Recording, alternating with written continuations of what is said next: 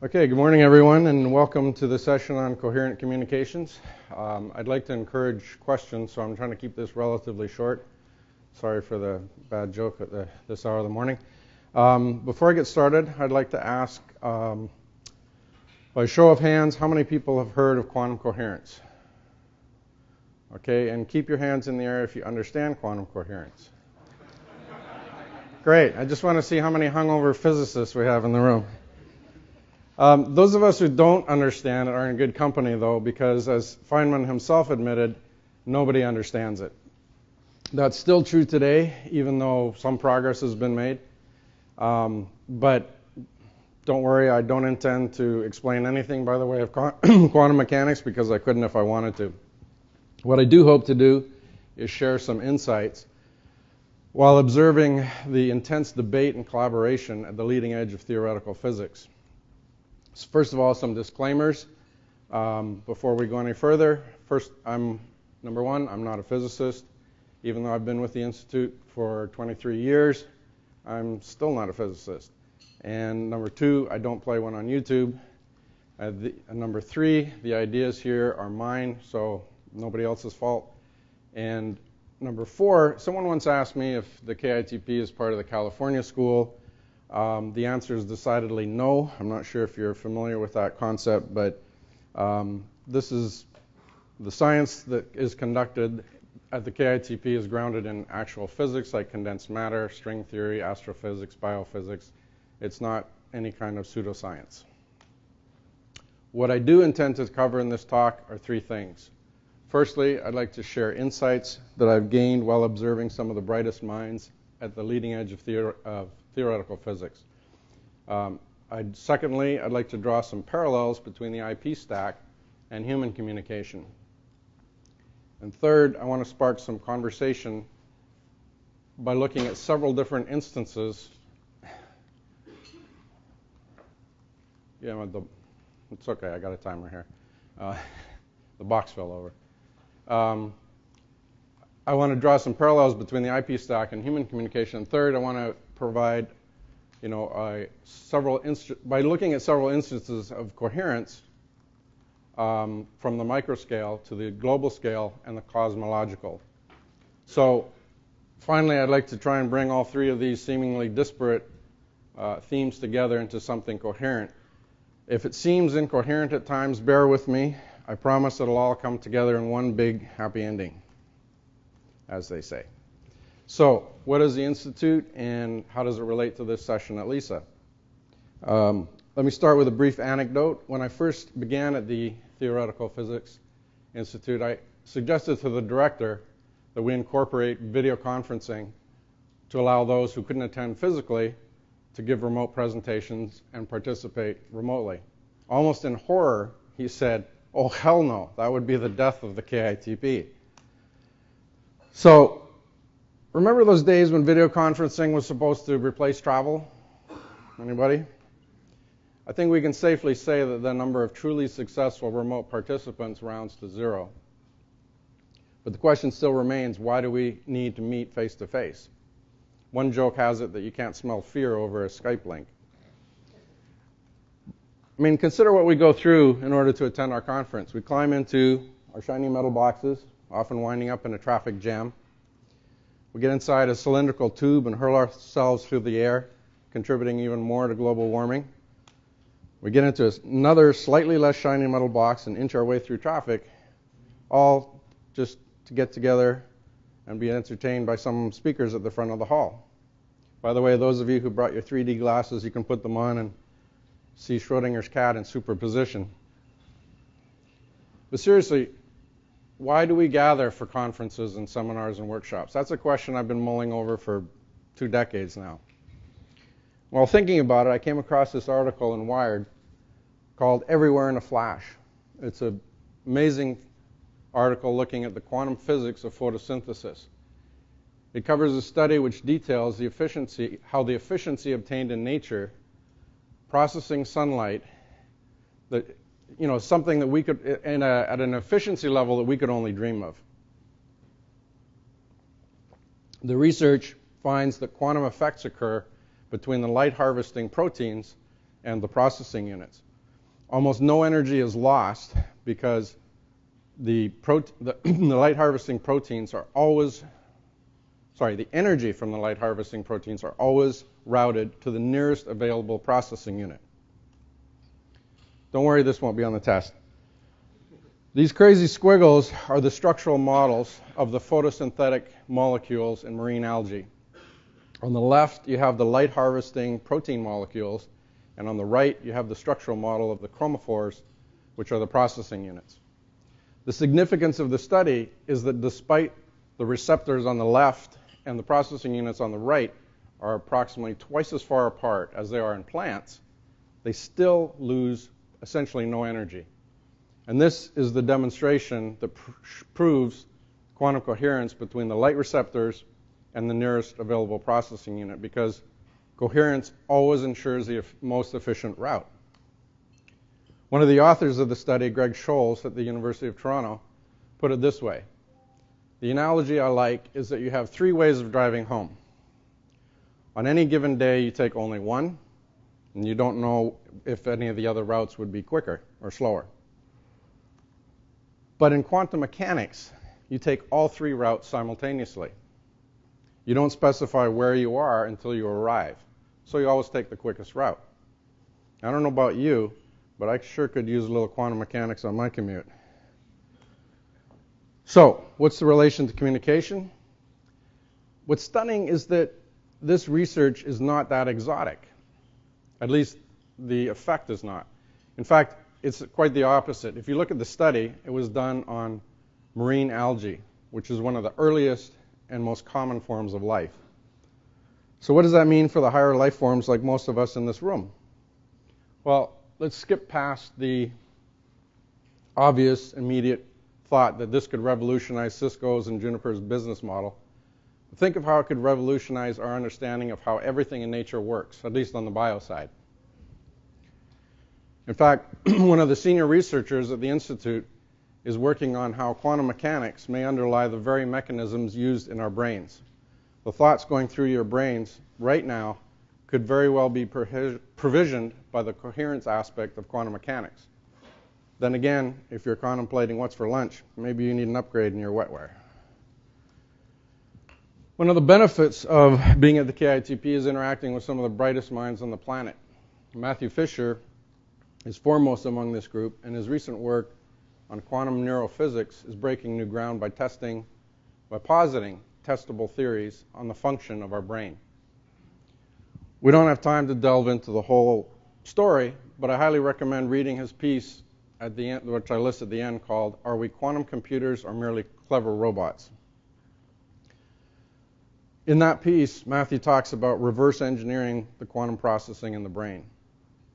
The summary basically is that he proposes a means of testing whether our brains use quantum coherence in the manner similar to coherent photosynthesis. Of course, I should point out that this is strictly physics. This isn't delving into the regions like quantum consciousness, which some authors like to speculate. This is actually hard physics. As I mentioned earlier, we expend a great deal of energy coming together to face-to-face for these conferences. And the question remains, why? I would argue that millions of years of evolution have brought us to this point. Communication is more than just interactive. A conversation is a highly nuanced and multifaceted collaboration. Listening is an active part which impacts on the speaker. So those of you with your faces buried in your laptops tells me that maybe I need to be more engaging. However, if I point to somebody, you might look up and make sure I'm not singling you out. Communication is not just about sending and receiving messages. As they used to say in Hollywood, if you want to send a message, use Western Union. That's a telegram for those of you who don't know. And for those of you who don't know what a telegram is, well, never mind. As a great man on the internet once said, the single biggest problem in communication is the illusion that it has taken place. And of course it's true. He said so on the internet. Not. So let's look at the standard model for how communication is supposed to work. You have an idea, you send it via email, lots of noise is introduced. It's received, somehow gets misinterpreted, and eventually gets published on the cover of the New York Times. Then you get fired. That's the feedback part. Okay, so much for Shannon and Weaver. A related problem in human communication is that the framing is often as information. And as a result, we get numerous studies on the amount of information we consume, as if it's just so much chocolate cake. According to this study by UCSD, How Much Information Project, that's in 2008, Americans consumed 1.3 trillion hours worth of information. This translates to 12 hours per person, 100,000 words, and 34 gig each day. Of course, the data here is already out of date, and if anyone bothers to update the report, we all know where it would lead. But what's most troublesome is the way these studies are framed in terms of consumption. Granted, it's easier to measure than communication, but by constantly framing issues in terms of information consumed, we lose sight of the larger picture of the communication environment and this constant growth in the deluge, which is essentially the new normal. Here's an actual brain scan of one of your neurons trying to transport the information you're ingesting minute by minute. This is what we need to avoid. We're drowning in messages, but we're in a desert wasteland for actual communication. So how can we better model communication in this flood of information? Since much of the flood is coming over the net, instead of the outdated Shannon-Weaver model, let's look at the IP stack as a model for communication. If we re-examine it, we'll recall that there's many layers, and rather than the flat world model of the message, sender, transmission, receiver, I also included the OSI stack not to restart any ancient battles, but to show that there are subtle distinctions and interpretations, and after all, it's a model, it's not the reality. So for the human communications equivalent, layer 1 starts with physical presence. As I mentioned earlier, we have evolved in physical proximity, so that shaped the way that we communicate. The equivalent to layer 2 is the common rules we have for not talking at the same time, etc. You could call it etiquette, but it's more really about pragmatics than the manners. Shared language constitutes both actual language and the jargon that we use. Common goals is self-explanatory, but it's often the point of failure, like in a particularly deceptive sales pitch, for example. Clear intention is tricky because it involves single-mindedness without being pig-headed. And coherence is a convergence of all of the stack with its own special sauce. Trust is, of course, paramount across many layers. You can be in physical presence without trust, but most of the rest really requires that sense of trust. It can be thought of as the glue that holds everything together. Without trust, we get stuck in a constant loop of checking and trying to reestablish trust. And as we move up the stack, trust increases to respect, which is a crucial dependency of coherence. So let me give you a concrete example of coherent communication. This is a true story. There are two physicists who had been meeting for years at conferences and were far along in collaborating on a paper. But it wasn't until they met at the KITP and were able to slow down and engage in detailed conversations that they realized they'd actually been talking past each other in their paper. So I should explain that the KITP participant visits are designed to be several weeks to months in order to escape from all the teaching, administrative, and other distractions. This provides for a relaxed yet focused environment where communications flows more fully. The model that is created for scientific interaction at KITP is unique because anyone in the world can propose a program. The advisory board picks out the more timely and relevant proposals. The leaders of the relevant research are then invited to be program coordinators.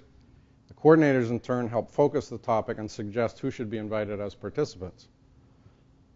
So note that all of the advisory board, the coordinators, and the participants are all comprised of the worldwide physics community, not unlike, say, open source. What makes the model unique is the length of the participant visit averages 36 days, and the programs last from a few weeks to several months. The program talks are actually more like conversation starters. They're intended to help participants delve into the specifics of the program topic. And by engaging in both the talks and frequent hallway informal conversations, we have chalkboards everywhere. Physicists love chalkboards. The conditions are basically maximized for coherent communication. So basically, what's the model? In a casual, relaxed proximity, we can more readily establish meaningful conversation. It's clear from the language we use, make a connection, network, etc., that we're doing more than just sending and receiving messages. We really reach a state of mutual understanding, which provides a foundation for coherence. Just like quantum coherence, it's much easier to connect with someone in a quiet versus chaotic environment. Once we've established that sense of trust and understanding, it becomes much easier to continue the dialogue at a distance. For example, think of how much easier it is to collaborate with someone you've met in real life versus collaborating with someone you've only met online. So at the micro scale, we're learning that quantum coherence is a widespread phenomenon in nature. At the human scale, the central conceit of this talk is that we can apply this metaphor, not a model, but a metaphor, to improve the situation. But what about the wide area or globally? How can we apply this knowledge to the problem of network communication? The Mischief satellite demonstrated a quantum key exchange for communication. This works by sending a laser beam up to the satellite, and on board is a device for entangling photon pairs. The entangled pairs are then sent to ground stations where they're used to generate keys using a one-time pad. The real challenge, of course, is to do this over an even wider area.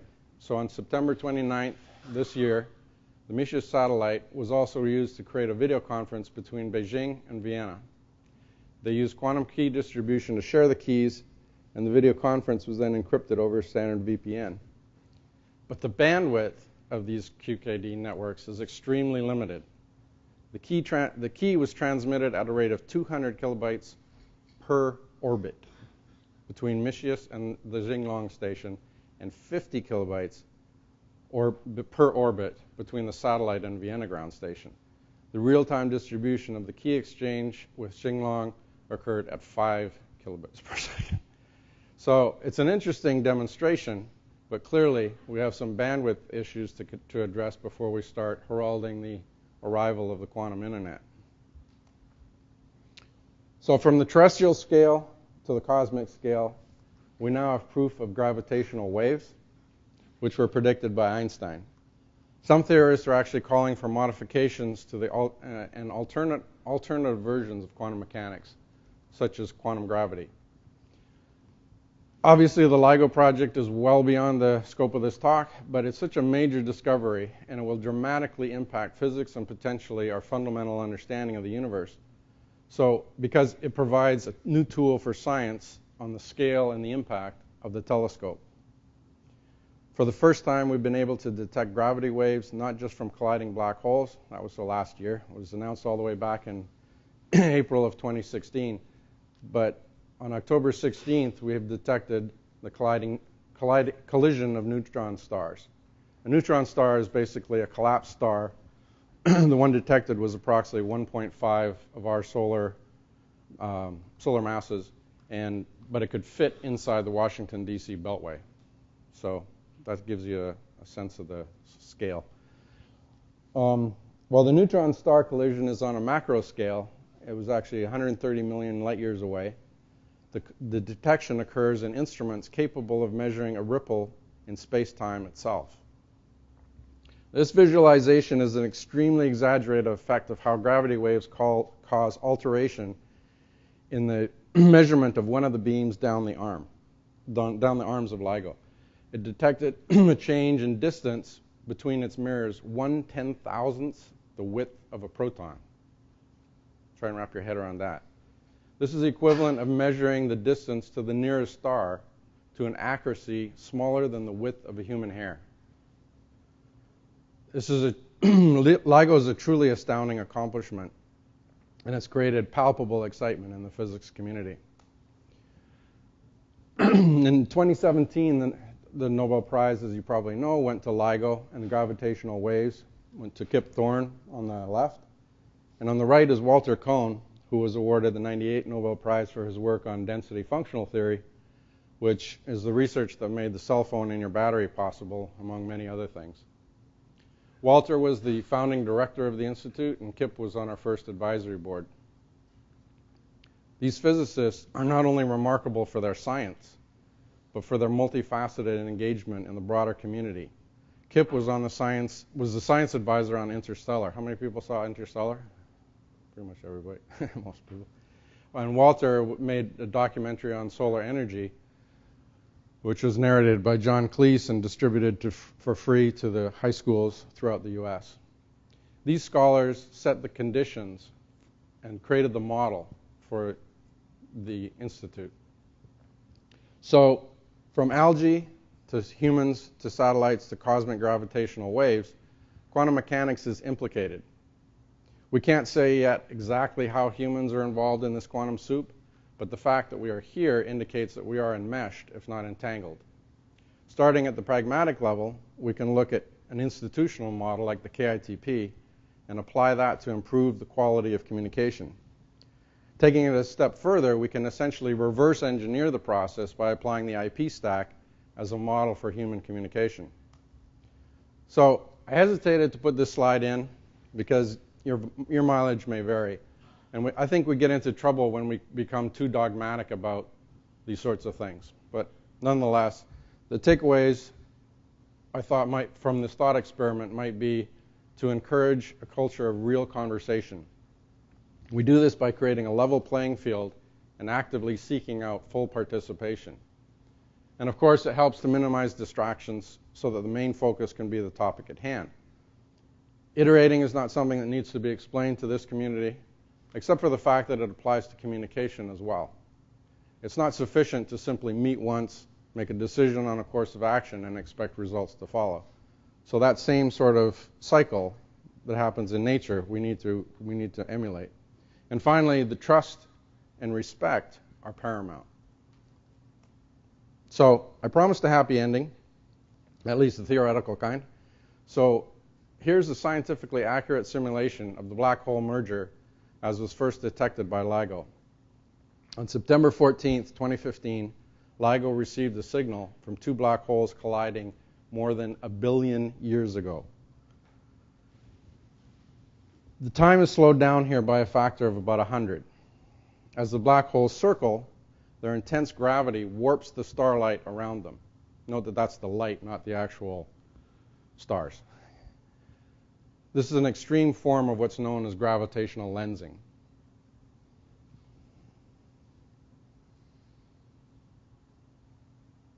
There you have it. Your happy ending. Okay, in conclusion, I'd say overall the exciting part is that new models or models applied in a new way open up new understandings. Of course, the model must be tested for fitness against the data. And when that data supports the model, we can say that we have a breakthrough, new understandings or new science.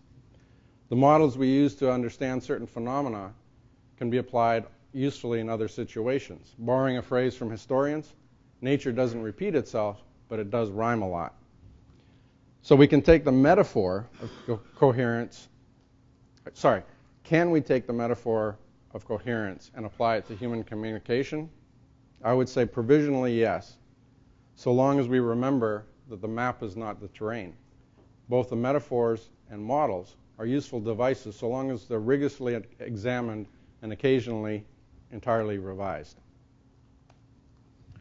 So thanks for your attention. I hope that I've given you some food for thought and provoked a question or three.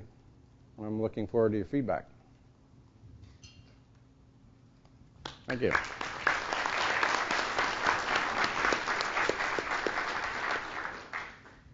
Okay, who would like to ask some questions? There's a microphone here, so please step up.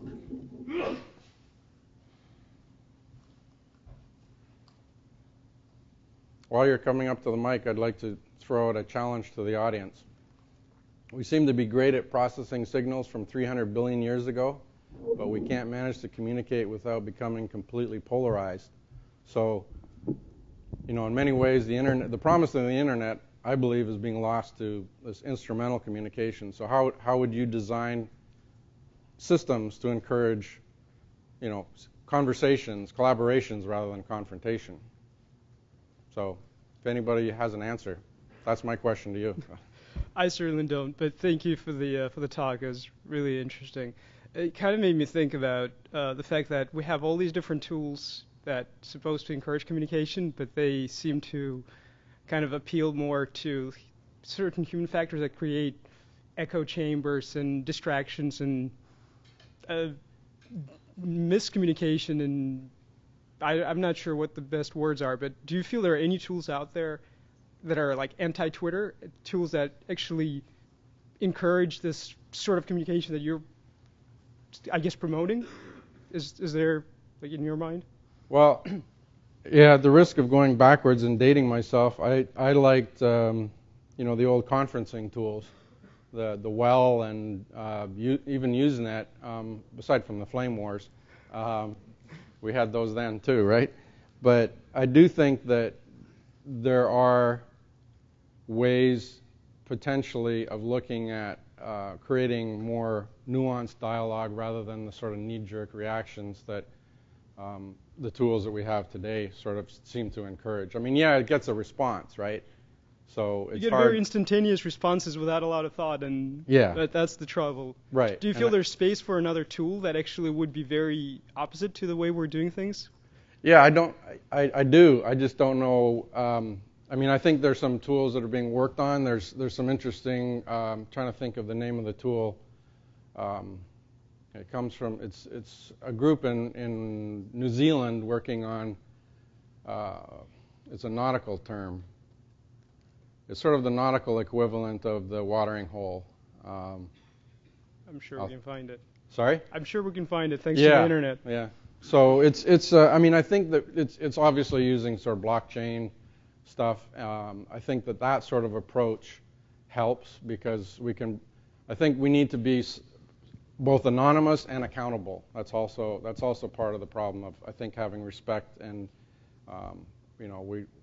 So there's a lot of challenges, but I don't see why, with all the technology that we have and all the smarts, we can't figure something like this out. Yeah, that sounds good. Well, thank you. It was really interesting, enlightening. I try diligently to engage in what we could loosely call political conversations with people of not my ilk. Okay. The problem that I run into now fundamentally all the time is basically epistemology. We cannot agree what facts are. We cannot agree on the attributes of what facts might be and what we might use to discern facts.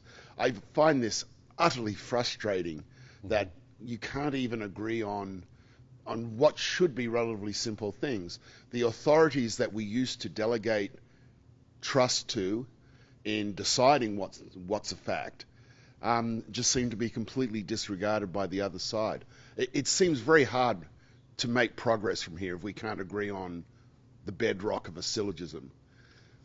Yeah, I totally agree. I think, and I fault our education system for that. I mean, on the one hand, we seem to want to shy away from anything that is in vaguely or remotely smells of religion. On the other hand, we seem fine with certain types of dogmatic indoctrination versus thinking critically. And I think that, as you said, that we need a mechanism, a sort of a part of what the stack is having that agreement on a fundamental agreement on what the conventions are. If we don't have that stack, we have no conversation, right? Yeah. Hello. As one of the remote workers of my company, Okay. this sort of thing is very central to my culture problems that we're having at work.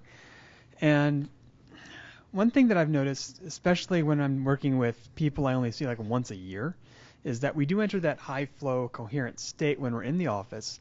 And there's also a certain period of time, it depends on the people, after we leave, in which that sort of that presence, or at least the echo of it, still remains. And you can maintain that sort of coherent state longer, so long as you have a very high bandwidth connection between the two of you. That could be a long, untimed meeting between them, and you do a lot of collaborative work, maybe some shared whiteboarding, and you can kind of reestablish that coherent state you had when you're in the office together for a while. But that does fade after time, and it definitely does require maintenance when you come back. So it is possible to do it, but it's not as high bandwidth as being in the same office as people, especially all day, every day. But it does show that I think this, as you're showing about the quantum communication in China and Vienna, that those photons were separated for quite some distance, and that sort of thing does happen, but doesn't last long, but it does work. So yeah, it's a useful model. I'm planning on sharing it. Thank you. Okay. Well, decoherence is definitely a problem, and I think that it's something that, like you said, it has to be established first, and then once it's established, it seems to be. I mean, to me, it's fascinating what Matthew Fisher is doing with the work in the brain, because he found that the entanglement of these particles was actually measured in minutes, or as opposed to seconds, which is the norm. Neat. So I mean, that was a huge discovery, and I think his work has a lot of promise. As more, I don't believe that. Maybe eventually it can be a model rather than just a metaphor. But I think even as a metaphor, it has very strong use for us to be able to, because as we know, many things do repeat, or at least rhyme, as I said. And I think that human communication is often very like. Did you establish yourself first in the office and then you went remote? Is that how it works? In this case, no. Okay. All of my coworkers, my immediate team, there's 5 of us, and I've never been in the same state, much less the same position. This is changing on Monday when you all get here. Yay. So I'm looking forward to a live example of establishing that coherence and figuring out how the feedback loops to maintain it happens. There's also a bunch of people in the office that I don't work with frequently, so you don't have that maintenance, that sort of feedback loop that humans need to cohere as much. But I've already stopped in, and I've already started to reestablish those routines, and we're sort of coming back into alignment again. And it shows that it does require maintenance, but you can do it remotely. It's just not as efficient as it would be if you're constantly getting the feedback every day. Yeah, I think it's possible. It's just more difficult. Oh, it's harder. Yeah, it definitely is. And getting out of sync is a real danger. Mm-hmm. Thanks. Maybe unrelated, but the first thing that you said about the algae, the first form, early forms, algae, and you showed I didn't know about that, the quantum coherent, what do you call it, without energy loss, the way the photosynthesis happens. Mm-hmm. So if that is like a really early evolution part, so do scientists have a theory like how the early things that we know of algae have such a high level coherent and all? So how did they get there? Like what was the do scientists have a theory about it? I'm not, like I said, I'm not a physicist or a biophysicist, but I would venture a guess that it's interesting to me that plants are the placement of the fact that in algae it's the photoreceptors and the processing units are farther apart argues that as plants are more evolved than algae, there's obviously a benefit to keeping them closer together. I mean, that's logical as well. But so clearly, I mean, there's a process of evolution where this is necessary to be more efficient, and that is really the driving factor. So those forms of life that are less efficient are not going to thrive, right? So that sort of argues for the efficiencies of not only coherence, but also of physically having these things closer together. That's my 2 cents worth on it. But you can probably find a more educated example by digging around on it. But this, that work is definitely it's not just one study. There's many studies now that look at coherence in photosynthesis. And the important thing is that a lot of the quantum computing stuff was done at really low temperatures. And one of the first things that was noted in there was that we're talking about room temperature with algae, obviously. So that's where things become really interesting. Yes. Thanks for that.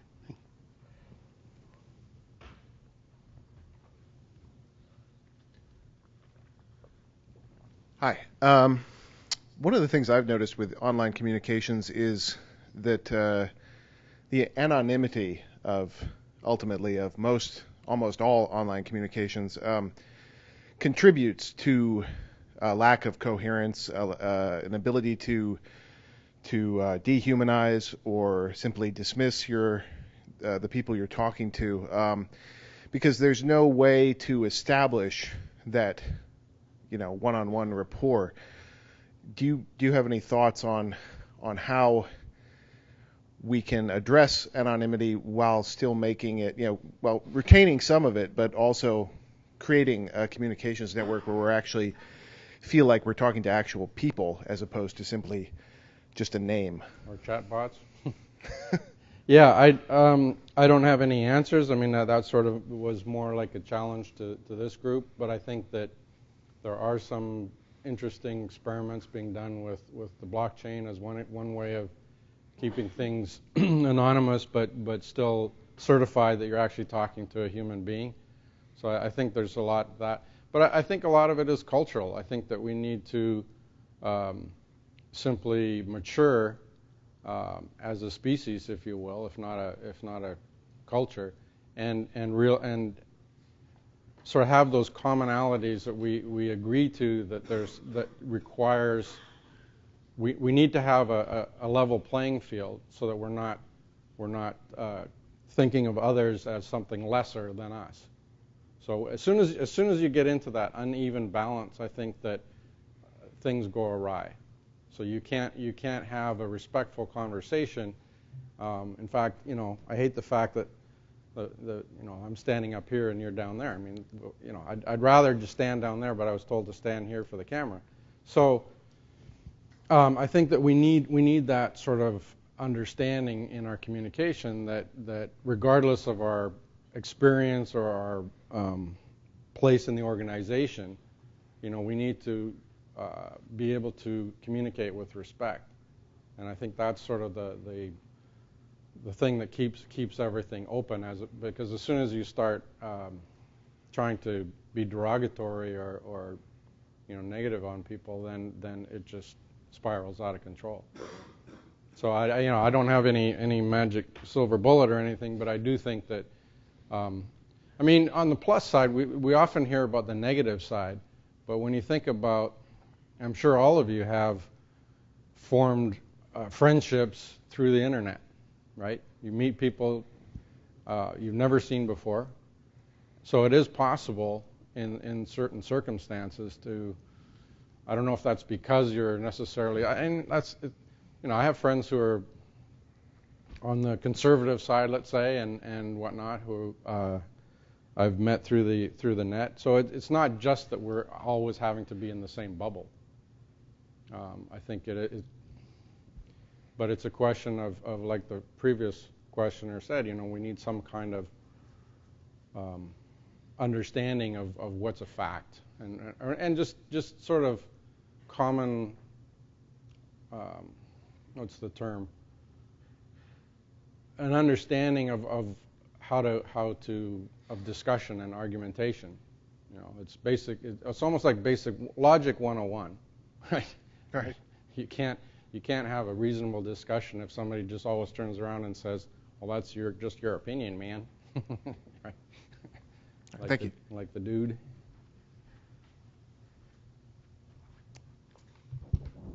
Any other thoughts, questions? Any other questions? Okay, thank you, Kevin. Thank you.